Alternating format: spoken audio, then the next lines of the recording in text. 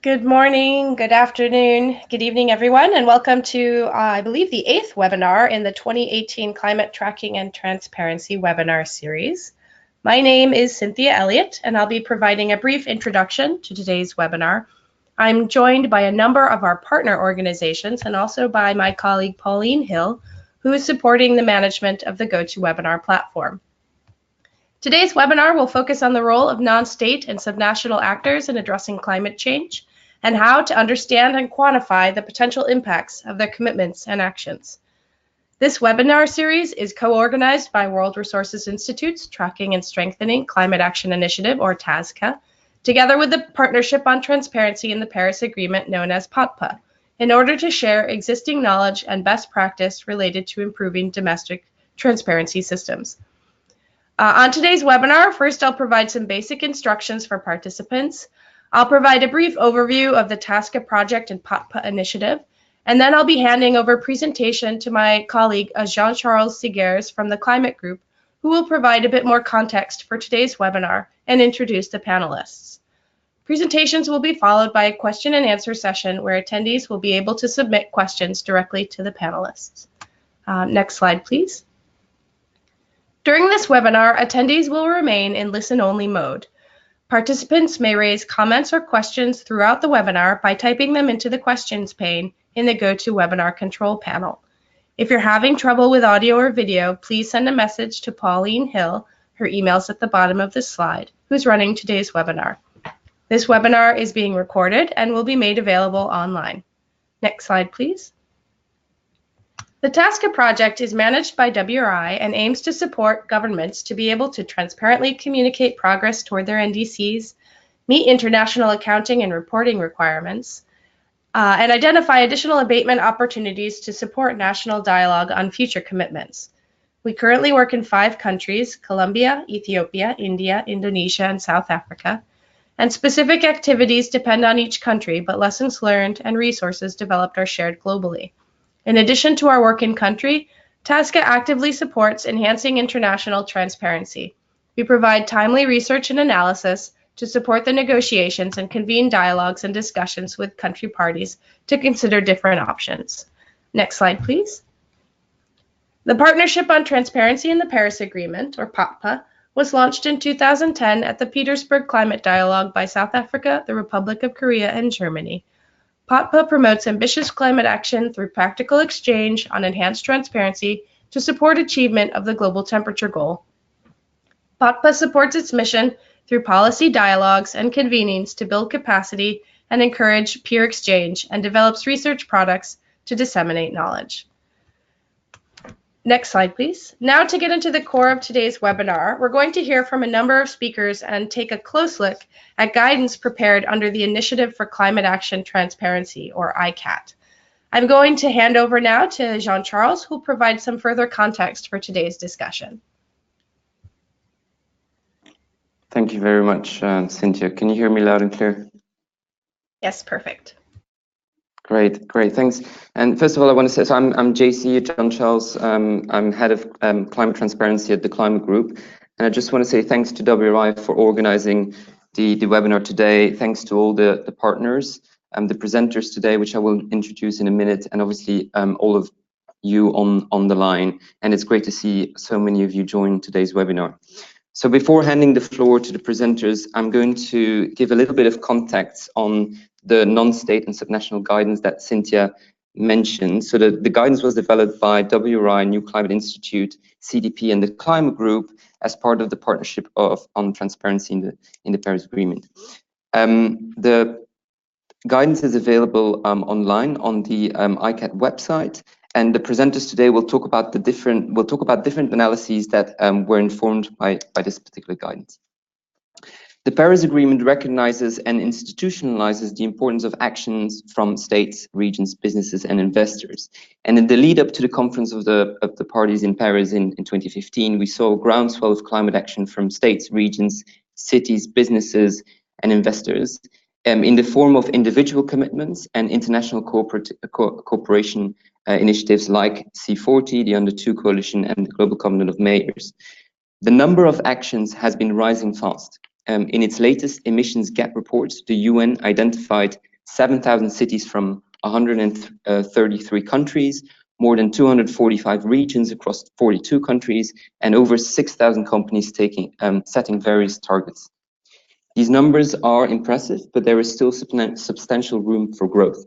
At the recent Global Climate Action Summit in California, states, regions, cities, businesses, and investors were challenged to sign up to additional commitments across 5 different categories.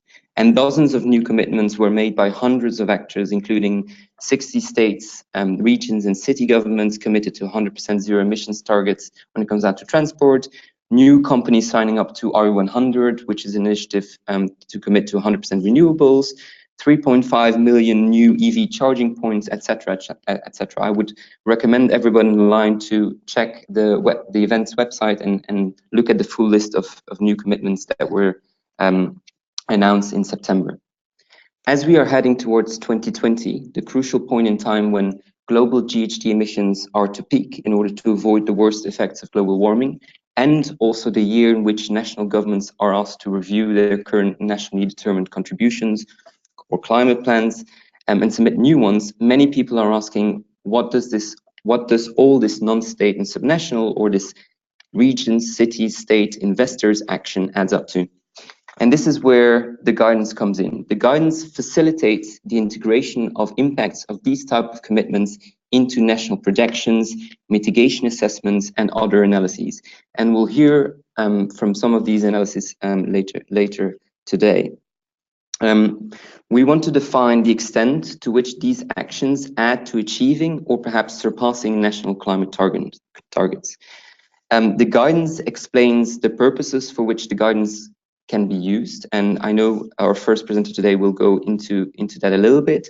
It also explains the underlying principles, a step-by-step approach on how to use it, how to select relevant policies, those actions set by non-state and subnational partners that are likely to result in emission reductions, and obviously also to assess boundaries and overlap.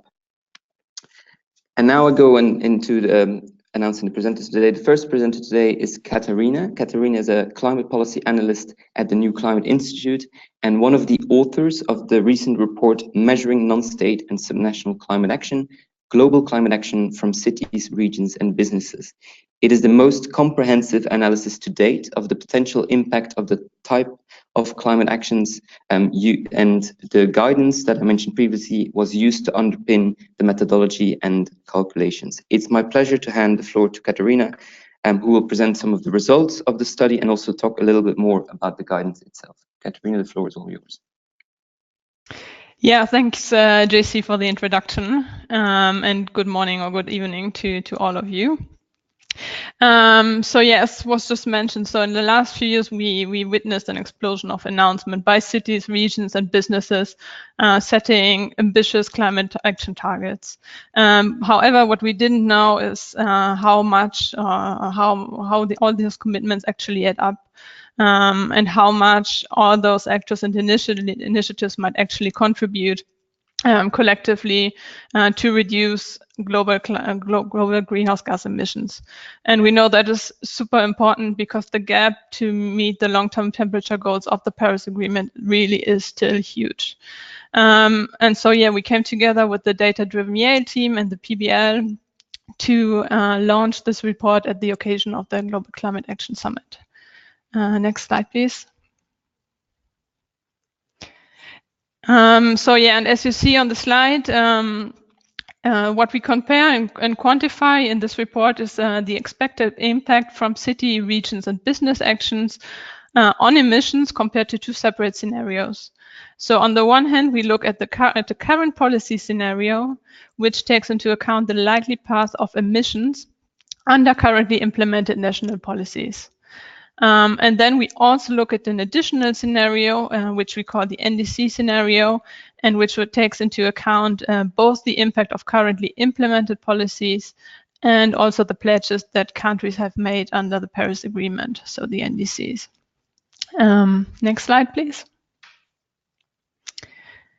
And so what we did, we quantified the current recorded and quantifiable commitments from over 6,000 cities, regions, and 2,000 businesses. And what we find is that those commitments, that these individual commitments could drive down emissions by around 1.5 to 2.2 gigatons CO2 equivalent yearly in 2030. So that's roughly double the emission of Canada in 2016. Next slide. So if we just look quickly at the distribution of individual commitments by actor groups, you see on the left hand the bar, the blue bar, you see the total impact that already accounts for overlap for those individual commitments, and then you also see the impact per actor group, and you see that all actor groups are contributing significantly to the global reduction impact. Next slide, please. So in addition to the individual commitments, we also looked at international climate initiatives. So those hybrid networks where several non-state actors can come together, often also supported by governments or international organizations. And here we find that those International Cooperative Initiative, or ICIs, have the potential to reduce global greenhouse gas emissions by 15 to 23 gigatons CO2 equivalent yearly by 2030. And this would basically put us in a range that would be sufficient to meet the Paris Agreement goals. These goals, however, can only be met if all initiatives deliver on what they promise. And those often include ambitious goals about membership growth. And we also assume in our analysis that those efforts by ICIs or by the individual and cities and regions do not change the pace of action elsewhere. Next slide, please. And here we see the distribution of the initiatives across different sectors. And we see that actually all initiatives from all sectors can contribute. In some sectors, the contribution or the potential of the contribution is a bit higher than in others. Here we could mention, for example, the forestry sector, but also regions, state and cities, and the non-CO2 sector. Next slide. Yeah, so in addition to the global assessment, we also looked at 10 high-emitting countries. And here we also look both at the impact from individual commitments and international cooperative initiatives. And then on the slide, you can see our assessment for the US. The additional impact from the full implementation of recorded and quantified individual city, region, and business commitments is really significant compared to current national policies. And they could reduce emissions at least halfway to what would be needed to meet the original US target under the Paris Agreement.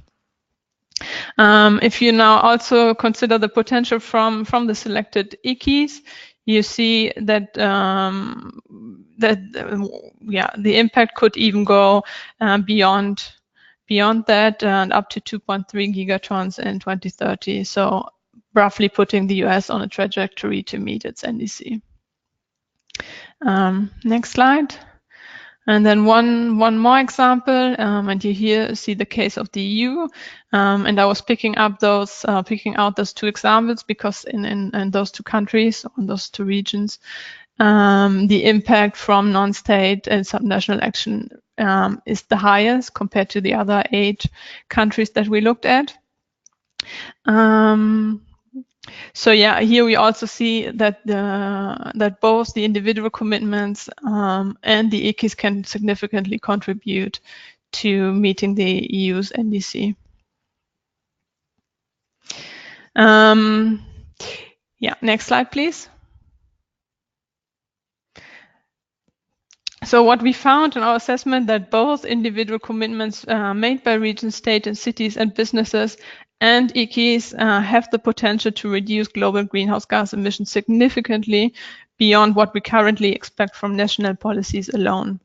In some countries more, in some others less so, but they always contribute.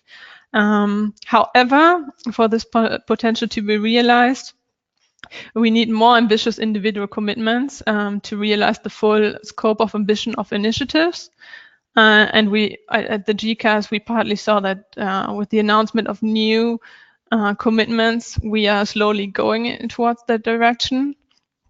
But then, more importantly, I think what is even more important is that we move from commitments to implementation, especially with regards realizing the potential of the EKs. Then at the same time, we also need to improve data quality, data reporting, especially in the global south. And what we also need is more regular implementation assessment. So this was really a first attempt that we did here, but there's scope to do even more assessments and even deeper assessments where we look at additional commitments that we couldn't include, like, for example, supply chain commitments and others. Next slide, please. So just a few words in terms of the main challenges that we encountered while doing this assessment. First and foremost is probably data availability. Not only do we have important geographical gaps, especially in the global south, but we also have the problem of a completeness of information. So, for example, we might be missing inventory year emissions or information about the base year. There's scattered information on scope 3, supply chain targets, and that's why we didn't include them here in our assessment. There's the question of assessing the likelihood of commitments. So how do we actually know that those commitments will be implemented? And we assume here that all commitments will be fully implemented, which is unlikely to happen. And so you have a high range of uncertainty. The quantification of overlaps can also be hugely complicated. And then for some sectors, the emission reduction potential is much more difficult to quantify than for others. Here, for example, it's the forestry sector where you have a huge uncertainty regarding global forestry emissions. Next slide, please. And so this brings me to the ICAT non-state and subnational action guidance, which was already introduced by JC, and which I think can speak to many of the challenges that I just mentioned, and then tries to give an answer to most of them. And so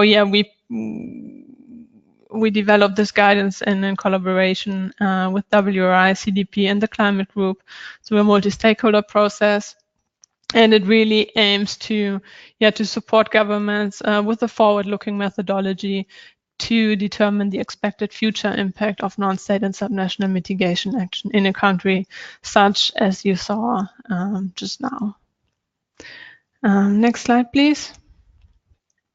So in terms of scope and applicability, it's focused on mitigation only and considers all types of non-state and subnational commitments. So from absolute targets to renewable energy targets, intensity targets, and also all types of non-state and subnational actors, so companies, cities, states, regions, international cooperative initiatives. It's mainly intended for governments, but could also be used by basically everyone else, provided they have access to the necessary data. So it's a stepwise approach that we developed, starting from a determination of the objectives, choosing the assessment boundaries, assessing overlaps, and comparing ambition. And it also includes specific guidance on key challenges and also for each sector. Next slide, please. And if I may just give one example of one of the more complicated issues when doing this assessment, this would be the calculation of overlaps, which we do to avoid double counting or overestimating the impacts from those actions of cities, regions, and businesses. And this might be the case, for example, if several actions push in the same direction. So, for example, just giving one for 4.1 here on the slide. You could have a region and then a city which is located in that region. And then if both actors have a specific renewable target, how do you calculate their combined impact? And here the guidance would offer specific recommendations. So in this case, suggest that city actions are excluded when the regional target is already considered, unless the city action is considerably more ambitious than the regional target, and so on. And then, yeah, you should also check for overlaps between direct and indirect emissions, and yeah, other types of overlaps that we also go into a bit more detail in the guidance. And yeah, that would be it from my side. I think I've spent my 10 minutes already, but happy to take any questions.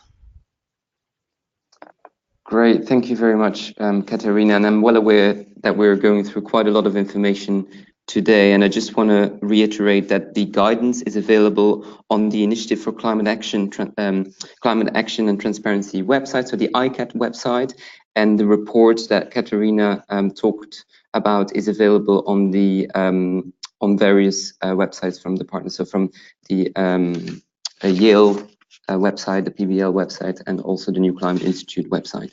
I just want to remind that if you do have questions, you can use the question box on the right of your screen. I can currently see one question. The question is as follows: can you comment on how these results speak to America's Pledge results? But I would take that question after all the presentations, or perhaps ask Cynthia to take that question later on, because obviously it links to both this presentation from Katharina and the third presentation we will hear about today. So the second speaker today is Ashwini. Ashwini is from WRI India, and she's a senior project associate and has been part of a group of experts who've also been applying the guidance in India. They have piloted the guidance to measure the impact of corporate action in the country. Ashwini, the floor is yours. Thank you very much. JC, hope I'm audible. Hello, everybody. I will be talking about the pilot of the guidance that we conducted here in India. The data collection and analysis has been led by Confederation of Indian Industry, which is CII, and particularly Atiq Sheikh, who has led the engagement. In terms of the pilot, what we have essentially tried to do is to measure the impact from voluntary actions from non-state actors in India, which is businesses. Given that so far climate action has been led mainly at the national level, states and cities have not formally set targets and taken mitigation actions. However, Indian businesses have been part of many global climate initiatives and have taken up ambitious climate action initiatives. And what we did through this engagement is to essentially measure these initiatives and try to see how much do they contribute to on an aggregate level as well as compared to the national emissions. Another objective of the pilot is to also provide feedback and to strengthen the guidance. Next slide, please. So as part of the pilot, what we've done is we've taken a look at actions by 50 Indian companies from various sectors, including metal, paper, FMCG, services, textiles, engineering, and others. What this does not include is companies who are involved in the energy sector, particularly power generation and utilities, as they attribute their emissions towards the energy sector rather than the industry sector. And what we've done is within these 50 companies, we've chosen companies that have climate initiatives, and these overall represent more than 30% of India's industry sector emissions. Apart from this set of 50 companies, we've also done a deeper study of the cement sector in India, and with 8 to 10 companies, which represent more than 75% of India's cement production, we've also tried to aggregate the impacts from this sector alone. What I'll be talking about in more detail in this webinar today would be the 50 companies that we have studied. Next slide, please. So just to give you a sense of how the study was done, what we've done here is included climate actions from companies covering energy efficiency initiatives, renewable energy commitments, as well as explicit emission reduction targets. And what we've done is we've aggregated these to a sectoral level based on the business as usual scenarios and the sectoral pathways, and then compared that to the overall national emissions. And one thing to keep in mind here is India's NDC target, which aims to reduce India's emission intensity of its GDP by 33 to 35%, which almost amounts to 3.5 billion tons of carbon dioxide. And what we've tried to assess here is what contribution can these companies make in this larger narrative and the actions and initiatives the country has taken in that projection. So next slide, please. So as you can see here, what you see on your screen is the business as usual scenario in yellow, which represents what would have happened without any voluntary actions from companies. This includes mandatory targets. This includes schemes such as energy efficiency cap and trade in India, which is called as perform, achieve and trade. And what you see in blue is the non-state action, which is the contribution, which is the emissions from these companies with their targets, assuming that they meet their targets. And what we have seen is this contributes to around 12% by 2030 and around 6% by 2020. Next slide, please. What you see here is the emissions projections relative to the national emissions. So what we've done here is we've compared the aggregate emissions and emissions impact from these non-state actions to three models that give projections for India's emissions, considering the current policy scenario, as well as in the case of the OCN work, the enhanced policy scenario, which means better and more enhanced emission reduction initiatives. Overall, when we look at the emissions by 2020, considering the commitments from companies, what we see is reductions to the tune of around 0.5 to 0.6% at the national level. Next slide, please. When we sort of project these emissions to 2030, we see this impact amounts to 1.2 to 1.5%, again compared to three different models for India's projections. Next slide, please. So based on the companies that we've looked at and the heterogeneity of the data, what it allowed us to do is also to take a closer look into some of the aspects and some of the scenarios. So as you can see on your left hand side, the targets that companies have taken are quite varied, while a majority of the companies have intensity targets, which are largely dependent on their production or number of employees or their KPIs. Some percentage of the companies have not declared a target, which is not a quantitative target, but they do have intentions to reduce their overall emissions. While 14%, as you can see, are companies who've taken a carbon positive or a carbon neutral target.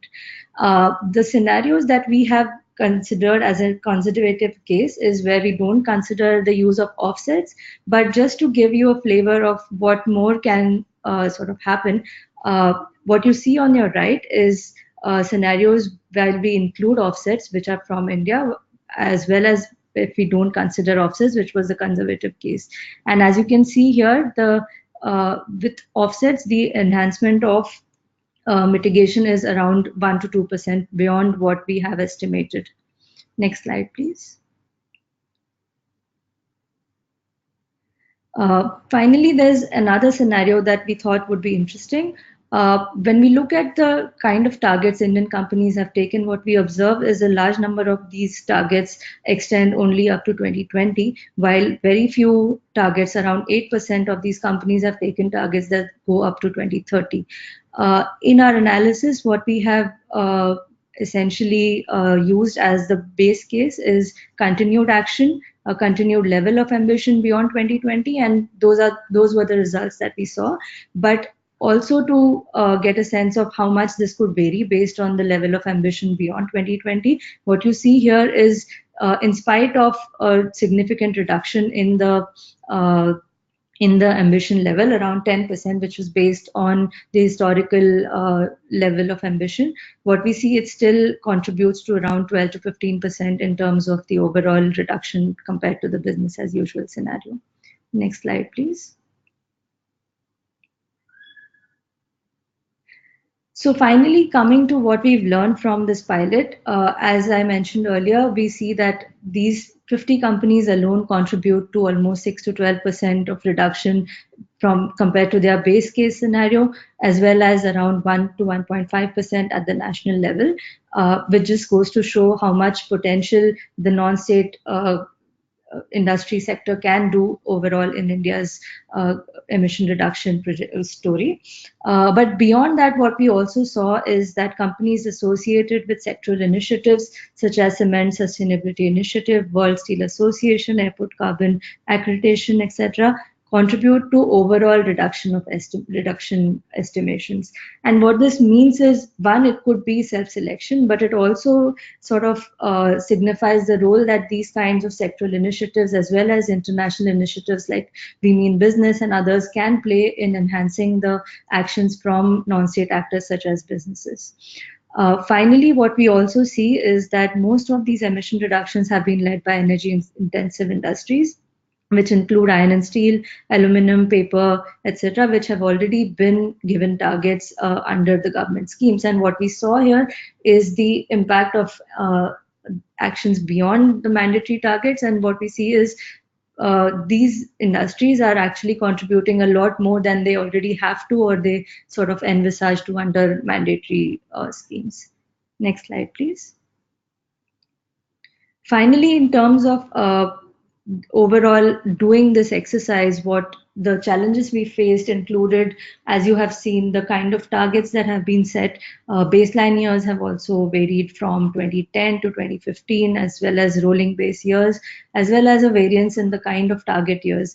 And aggregating this kind of data for something like companies which and we've only taken 50, so aggregating this for a large number of companies becomes that much harder. So that's one challenge that doing this kind of an exercise could entail. Apart from that, as I mentioned, since most of the targets are over a short-term horizon, there were a lot of assumptions that we had to make for scenarios beyond 2020, which just means that that increases the uncertainties in the kind of projections we make, as conservative as we could do, but that still leaves some uncertainty. Finally, policy impact of indirect measures like tax incentives. So as I mentioned, we did this comparisons with national scenarios and national projection models. And while these models do include national policies for emission reductions, a lot of times these might not include impacts of policies which are not as direct, which could be more qualitative in nature, and which may not be relevant to a lot of actors. And to actually capture such impacts becomes a challenge. And though we've tried to capture as much as we could, this is a potential challenge that could be faced with. And finally, uncertainty on the business as usual scenario. So one part is where you can expect individual companies to grow at a certain rate and reduce at a certain rate based on their targets. But at the same time, there is a year-on-year improvement in business practices across sectors. And to actually make projections regarding the next 10, 12 years, that much uncertainty comes along, because the hardest part is to predict how much a sector would do irrespective of any climate action from individual companies. And finally, as you saw, what we've tried to capture here are targets from companies which largely entail Scope 1 and Scope 2 together. And Scope 1 and Scope 2 emissions essentially represent the direct and indirect emissions, and indirect in terms of energy consumption. And where the challenge that we faced was in basically disentangling the impacts on a scope level, but since a lot of the emission reduction activities from companies would entail electrification, which would mean it would just shift emissions from Scope 1 to Scope 2. But what we've tried to capture is the cumulative effect of both of these. So hopefully that should not really sort of make a difference in this analysis, but overall doing this disentangling would be a challenge. So I will stop here. Happy to take any questions. Great. Thank you very much, Ashwini, for such a clear and comprehensive presentation, and also sticking to the time. I just want to remind people, for those who've joined during this presentation, that you can type any questions in the box to the right. And also, I'm realizing today we're using a lot of acronyms, abbreviations, links as various initiatives. If you've got any concrete questions, we're happy to take them as well in the question box and answer them bilaterally. So last but not least, it's my pleasure to introduce Tom, also from WRI, who is a research analyst and has worked on the release of the report, How States, Cities and Businesses Are Leading the US to a Low Carbon Future. This report is part of the America's Pledge initiative. Tom, very excited to hear more about the initiative and the results of the analysis. And please feel free at the end of your presentation to take the question I voiced earlier in terms of how the results of the America's Pledge report link to the results from the report that Katharina presented earlier today. Thank you very much. Yeah, thank you so much, JC. And yeah, as you mentioned, I will be presenting on the methods and results for the Fulfilling America's Pledge report and its underlying analysis that was released at GCAS, Global Climate Action Summit, in September 2018. This was a collaborative research effort between key analytic partners, including Rocky Mountain Institute, World Resources Institute here, and University of Maryland, and many other contributors also mentioned in the report, and also serves as sort of a pilot for the ICAT guidance and something that can inform these types of exercises moving forward. Next slide.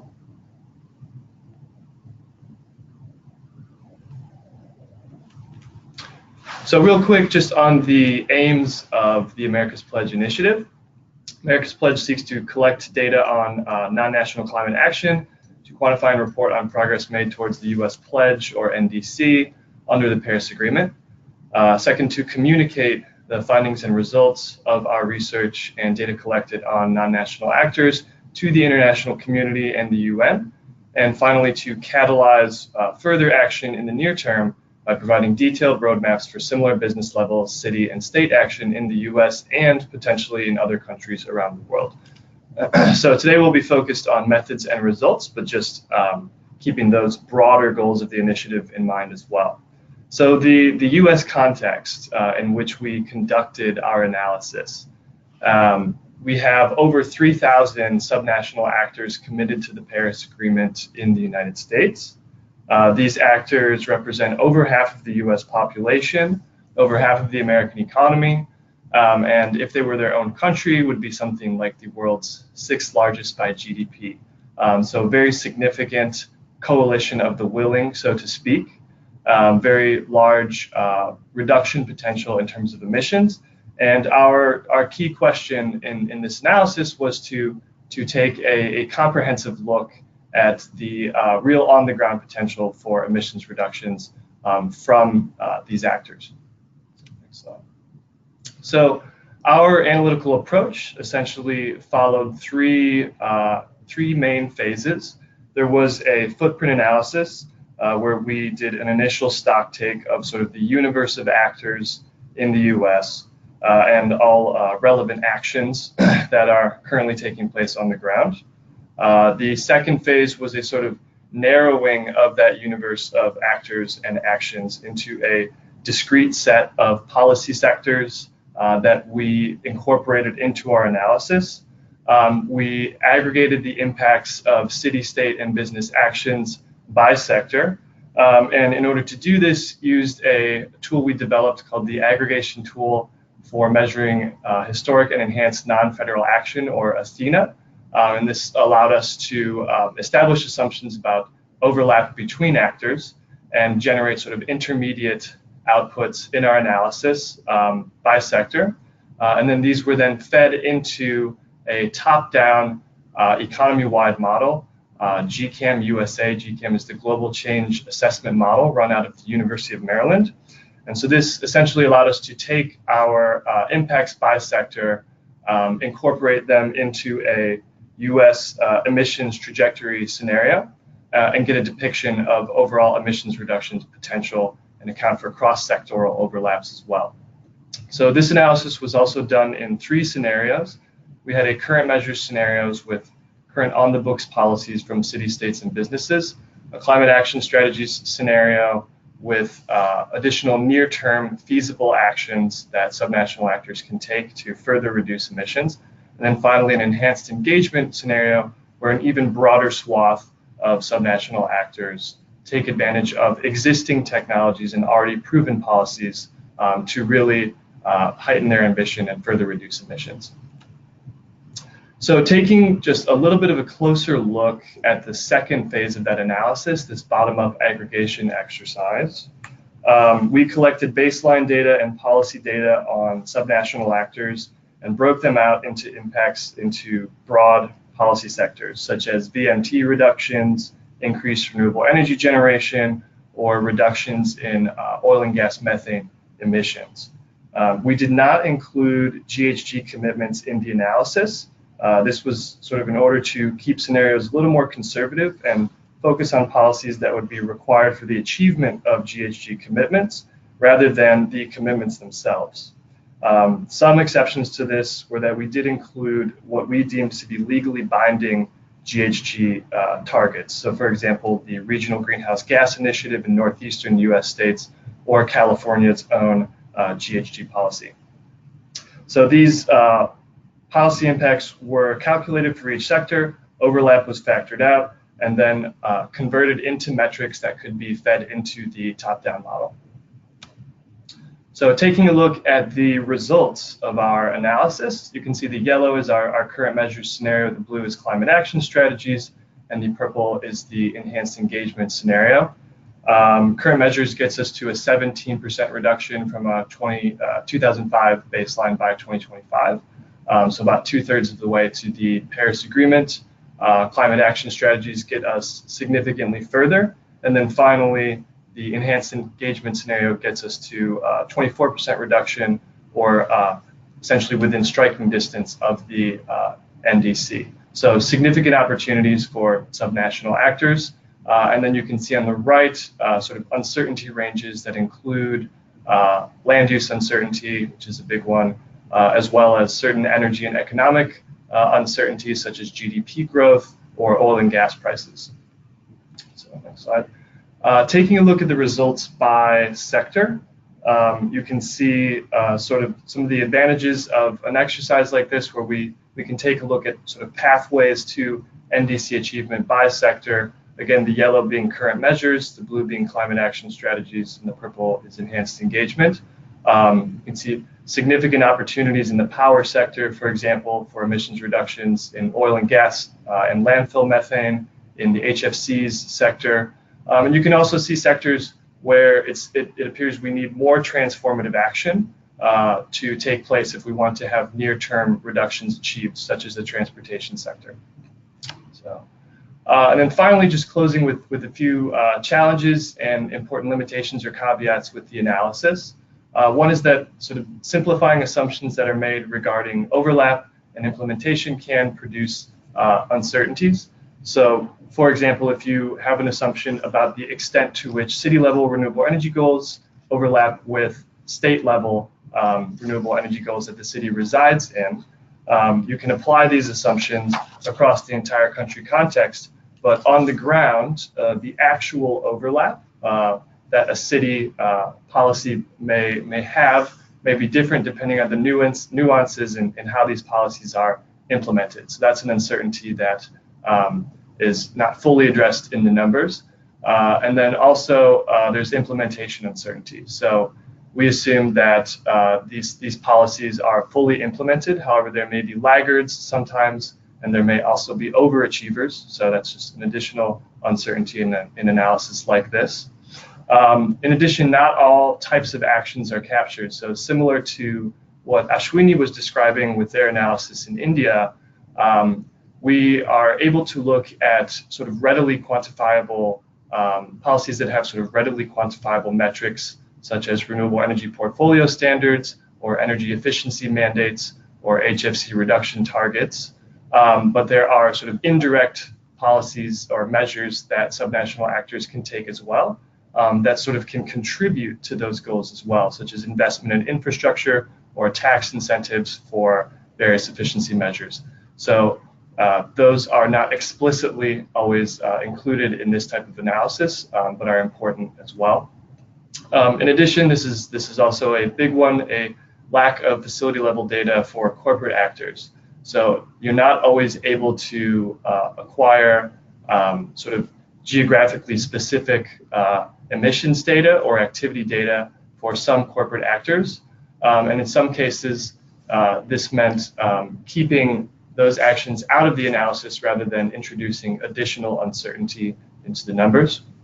And then finally, results are presented in activity data, such as additional terawatt hours of renewable energy or emissions reductions only, but not in co-benefits such as increased jobs or health benefits. So these are also very important things to highlight and are included in the narrative of the report, but not explicitly modeled in the analysis. And then one more thing just to plug, we did release a technical appendix for the America's Pledge report, which is on americaspledgeonclimate.com. And so that can allow those attending this webinar to look more closely at our methods and the results and get a better sense of how all of this was done. So thank you.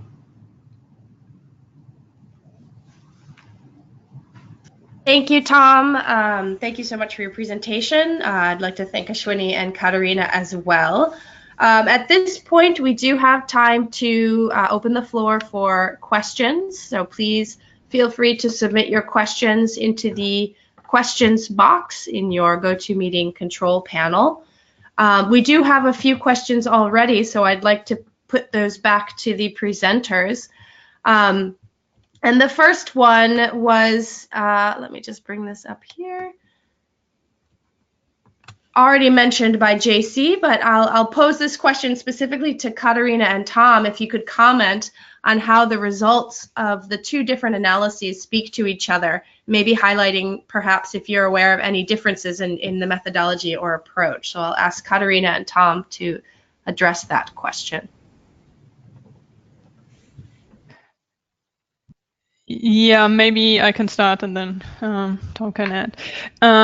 So from what I think, from what I know, the quantification, if we only look at the individual commitments, so if we look at the current policies plus individual commitment scenario, that's how we call it. It's roughly similar to what also to the results that America's Pledge found.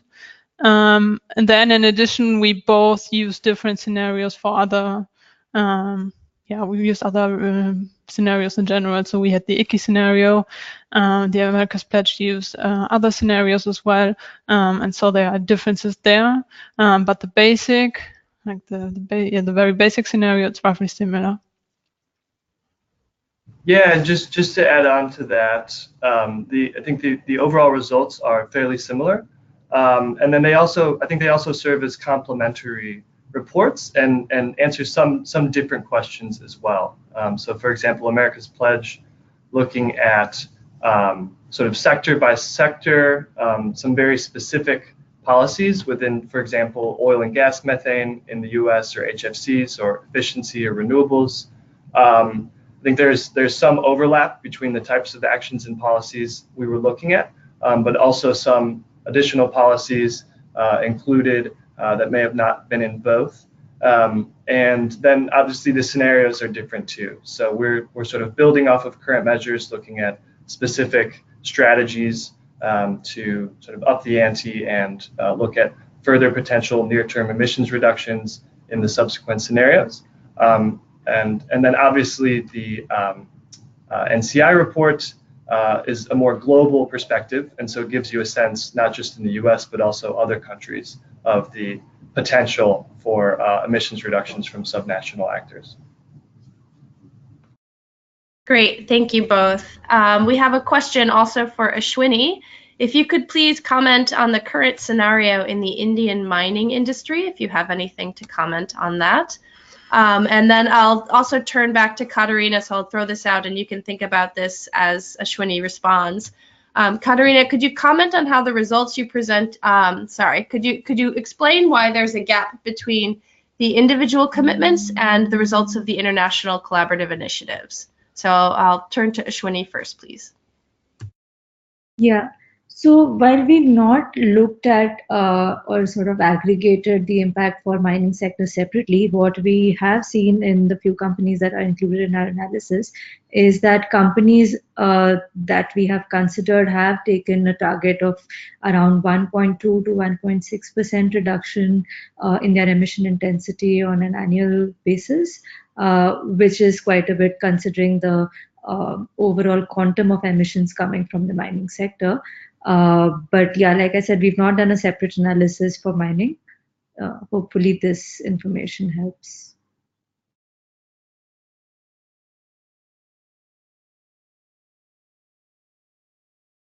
Great, thank you. Katharina, could you answer the potential question? Yeah, sure. So yeah, they are very different from each other. So the ICAT look at the potential of global emission reductions. So for example, we would evaluate the initiatives in terms of its membership growth. So just to give a simple example, you have the Science-Based Target Initiative. You have, I don't know exactly how many members they have right now. Let's say 300, and then, but what we wouldn't evaluate those 300 commitments, but we would look at the larger long-term membership commitment. So if the goal is to sign up or to have 2,000 members by 2030, then we would look at quantifying that commitment rather than looking at the commitments of the members who have already signed up. So you really see the potential of those initiatives if they fulfill the entire initiatives goal. Then there are other reasons as well. So for example, for the initiatives, we looked at other sectors, which we didn't include for the individual commitments, especially the forestry and non-CO2 sectors, which have potentially large emission reduction potential. That's another important difference. And then some of the initiatives also count the participation from governments, which can be substantial and which you wouldn't have when you only look at the individual commitments.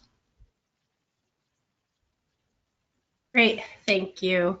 It seems we have a question. I believe this is for Tom, based on the time that it came in. It's a comment and a question. So it seems the impact of non-forestry agriculture has not been included. Is this true?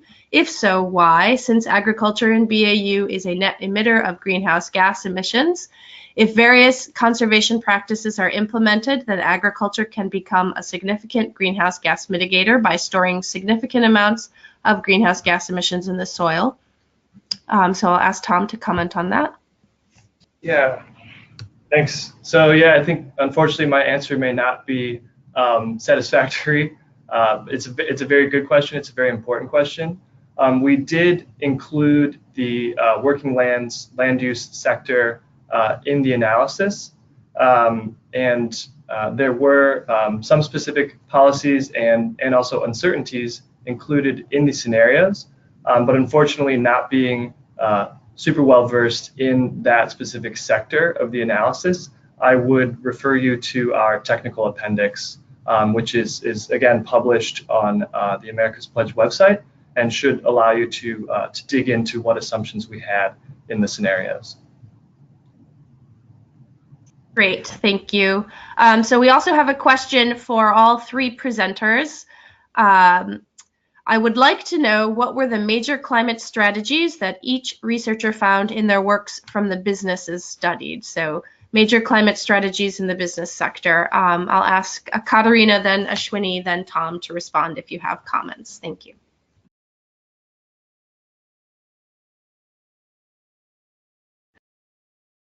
Yeah, so just looking at the initiatives, so the initiative that we looked at were mostly the science-based targets and then the RE101. So those have also the biggest impact in terms of ICAs that we looked at in that sector.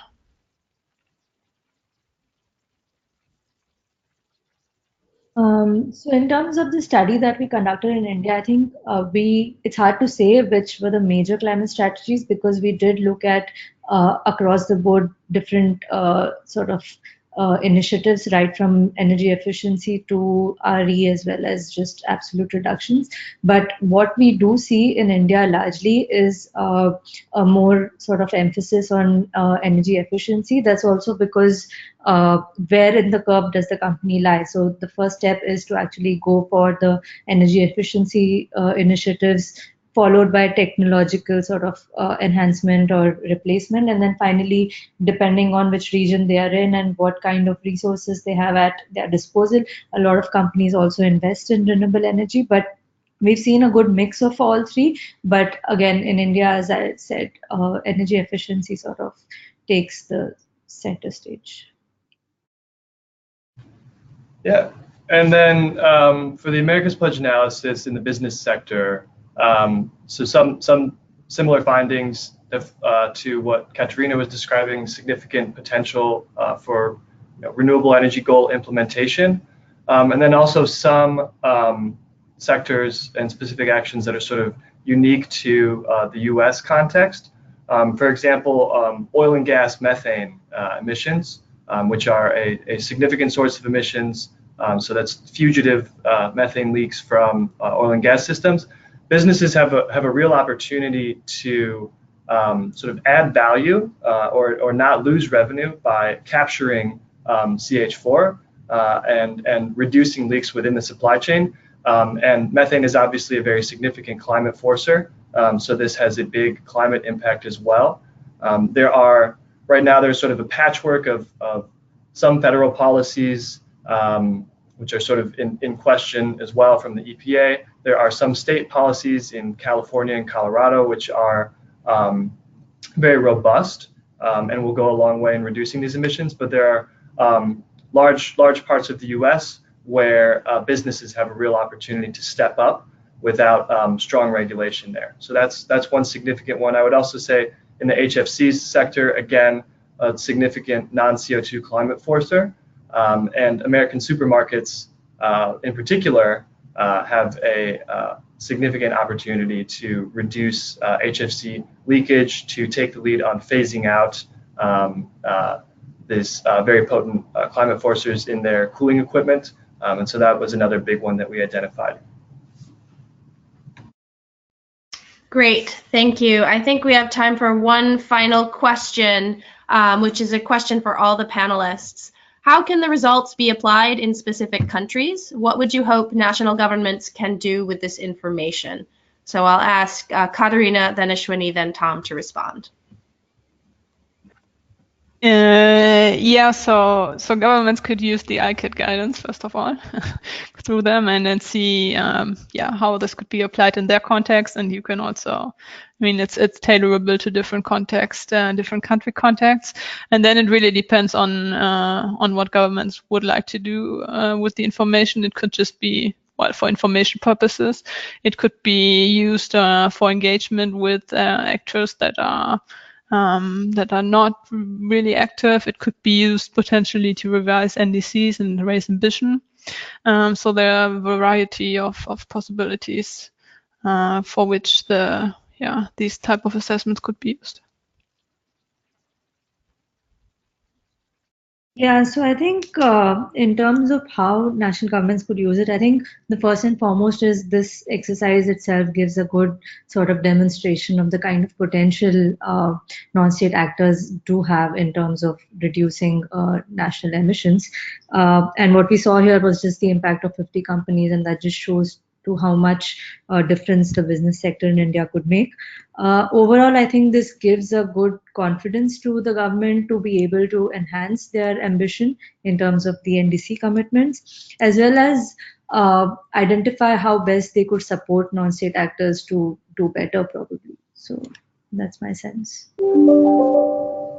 Yeah, and then for America's Pledge, I would say for subnational actors, this gives a good sense of where opportunities are to, if they're if they're really serious about lowering emissions. And the report goes into a lot of detail with specific case studies and best practices and strong examples of leadership that can be replicated in the US as well. And then for national government perspective, the report, I think, shows a very significant impact from states, from cities, from businesses. And moving forward, I think for those at higher levels of government, this can be seen as a tool to sort of think about how do we incorporate the role, how do we empower the role of subnational actors rather than sort of supersede subnational actors with federal policies, and develop a framework where sort of the sum of federal action and non-federal action is greater than its parts. Excellent. Thank you so much. So at this point, we are about to close. Pauline, if I could ask you to please share the next slide. On behalf of the TASCA and PATPA initiative, I'd like to thank all of our panelists and presenters and participants for joining. If you've enjoyed today's webinar, I encourage you to visit our webpage to learn more about our webinar series, watch past recordings, and register for future webinars. Our next webinar is scheduled for Tuesday, October 30th at 9 a.m., where we'll hear about how to measure progress toward mitigation targets, and we'll hear from a panelist sharing the experience of Singapore in accounting for their target. We hope you'll be able to join us. To register for this webinar, please visit our website, where you can also find the latest information on future webinars. And the final slide, please. Please contact us if you have any questions about today's webinar or the series. All of the presenters' emails are there, as well as mine. And with that, I'd like to close today's webinar. So thank you all for joining, and I wish you a good day.